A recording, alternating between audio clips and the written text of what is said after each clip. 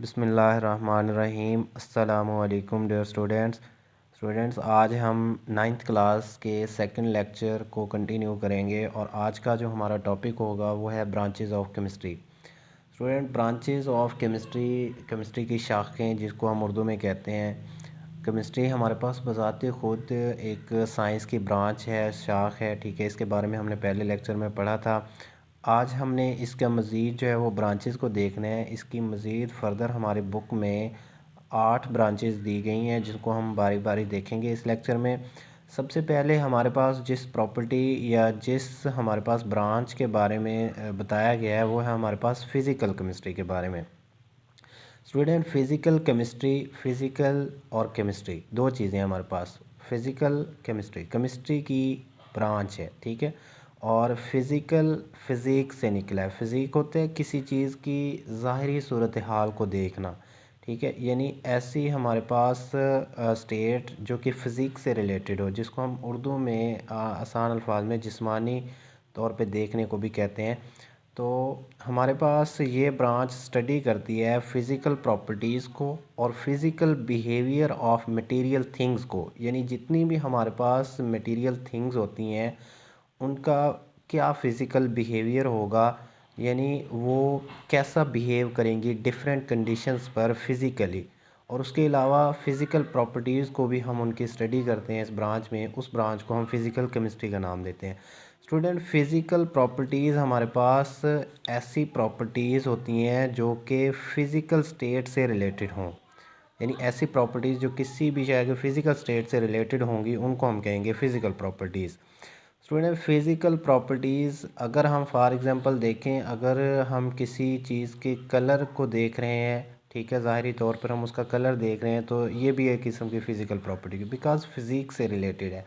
इसी तरह अगर हम किसी चीज़ का स्मेल वगैरह, टेस्ट, उसके अलावा मेल्टिंग पॉइंट, बॉइलिंग पॉइंट, इनको देख रहे हैं तो ये भी हमारे पास फ़िज़िकल प्रॉपर्टीज़ में आ जाती हैं, ठीक है। तो जिस ब्रांच में हम इस तरह की चीज़ों को क्या कर रहे होते हैं, स्टडी कर रहे होते हैं और मटेरियल थिंग्स को देख रहे होते हैं कि उनका इन डिफरेंट कंडीशंस के ऊपर क्या फ़िज़िकल बिहेवियर होगा, मतलब वो फ़िज़िकली कैसे बिहेव करेंगी, क्या वो लिक्विड फॉर्म में एग्जिस्ट करेंगी, फॉर एग्ज़ाम्पल सॉलिड में एग्जिस्ट करेंगी या किसी और फॉर्म में एग्जिस्ट करेंगी।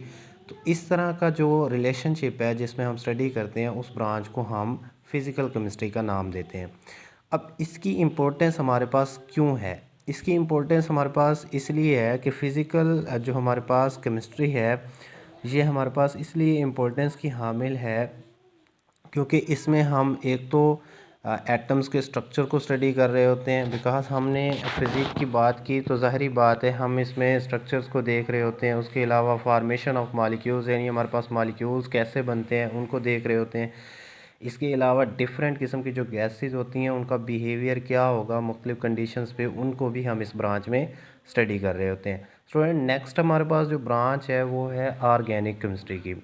ऑर्गेनिक केमिस्ट्री हमारे पास क्या होती है? ये केमिस्ट्री में बहुत ज़्यादा वाइड स्कोप की हामिल ब्रांच है, ठीक है। और इसमें यूनिवर्सिटीज़ लेवल पे डिफरेंट किस्म की जो यूनिवर्सिटीज़ हैं वो इसमें स्पेशलाइजेशन भी करवाती हैं। बहुत इंपॉर्टेंस की हामिल है ऑर्गेनिक केमिस्ट्री।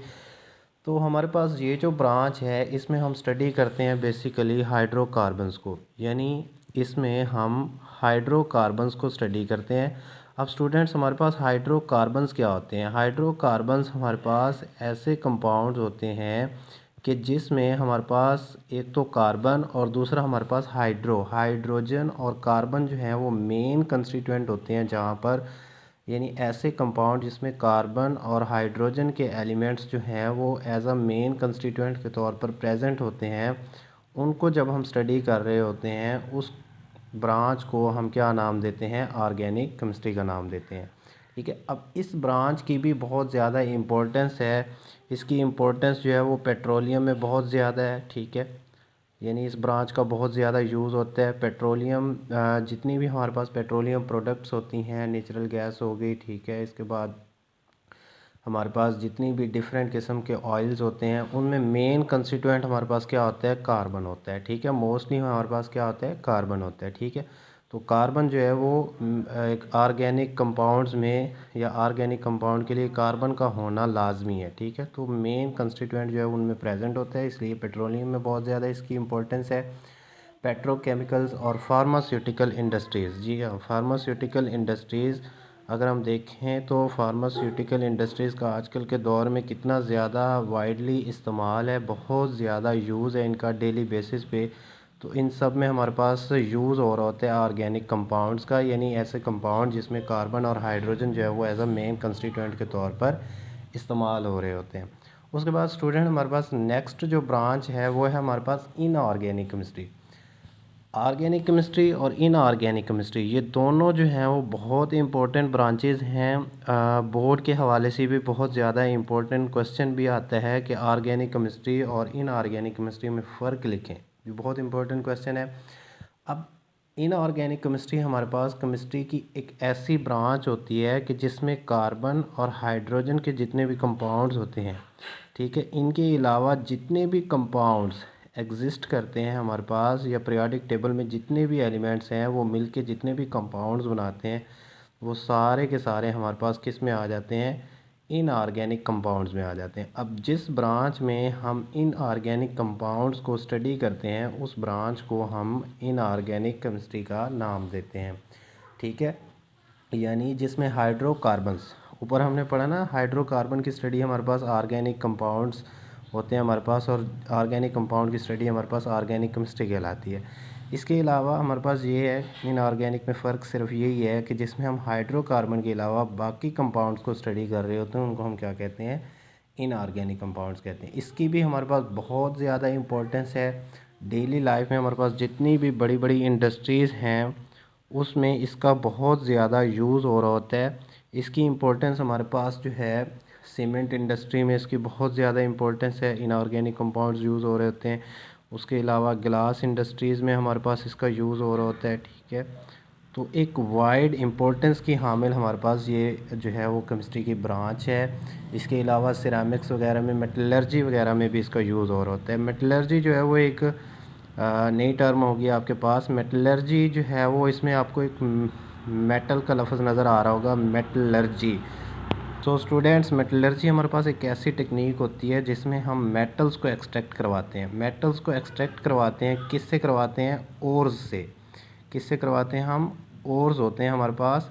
इनके बारे में इंशाल्लाह हम लास्ट जो हमारा चैप्टर होगा उसमें हम इनको देखेंगे कि मेटल्स को एक्सट्रैक्ट कैसे करवाया जाता है, तो वो भी इसी ब्रांच में आ जाता है। उसके अलावा स्टूडेंट हमारे पास अगली जो ब्रांच है वो है बायोकेमिस्ट्री।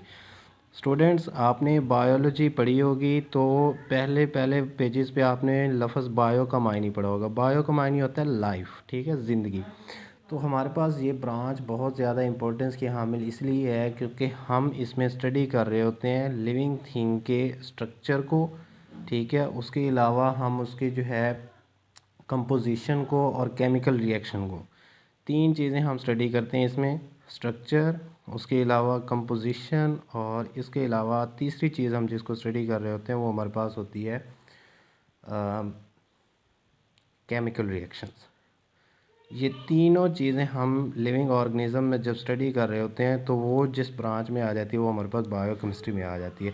स्ट्रक्चर से मुराद के उसका स्ट्रक्चर क्या होगा, उसका मतलब बनना कैसे है, हमारे पास कंपोजिशन, कंपोज होना, मतलब वो किन चीज़ों से बनी हुई है उसको हम और इसके अलावा हम केमिकल रिएक्शंस को देख रहे होते हैं कि उसमें हमारे पास रिएक्शंस कौन कौन से परफॉर्म हो रहे होते हैं। आया मेटाबॉलिज्म का रिएक्शन परफॉर्म हो रहा है, कैटाबॉलिज्म हो रहा है, या जो भी हो रहा है। तो हमारे पास फॉर एग्जांपल खुराक को ब्रेक करने के लिए हमारे पास जो है मेटाबॉलिज्म का फिनोमिना हो रहा होता है। So this is also studied in the biochemistry. Biochemistry का हमारे पास स्कोप अगर की बात करें तो ये शॉर्ट क्वेश्चन बोर्ड में बहुत इंपॉर्टेंट आता है कि बायोकेमिस्ट्री का स्कोप लिखें। तो बायोकेमिस्ट्री का हमारे पास मेजर जो स्कोप है वो हमारे पास तीन चीज़ों में। एक तो हमारे पास सबसे ज़्यादा इसका स्कोप जो है वो मेडिसिन के फील्ड में है, ठीक है, मेडिसिन के फील्ड में इसका बहुत ज़्यादा इस्तेमाल किया जाता है। दूसरा हमारे पास इसका जो स्कोप है एग्रीकल्चर में, इसका बहुत ज़्यादा स्कोप है, ठीक है। अब इनको हम अगर थोड़ा डिटेल में देखने लग जाएँ तो हमारा लेक्चर काफ़ी लेंथी हो जाएगा, ठीक है। और इसके अलावा लास्ट जो आपकी बुक में लिखा हुआ है इसके स्कोप में, फूड साइंसेज में भी इसका बहुत ज़्यादा स्कोप है। तो स्टूडेंट्स, आज के लिए हमारे पास इतना ही काफ़ी है। मज़ीद हमारे पास जो ब्रांचेस रहती हैं 4 ब्रांचेस, उसके बारे में इंशाल्लाह हम नेक्स्ट लेक्चर में कंटिन्यू कर लेंगे। आज तक के लिए इतना ही। अगर आपको मेरा लेक्चर अच्छा लगे तो प्लीज़ इसको लाइक और सब्सक्राइब कर दें, और ताकि जो मेरे नए आने वाले लेक्चर्स होंगे वो आपको सबसे पहले मिल सकें। Thank you so much. जज़ाकल्लाह। अल्लाह हाफिज़।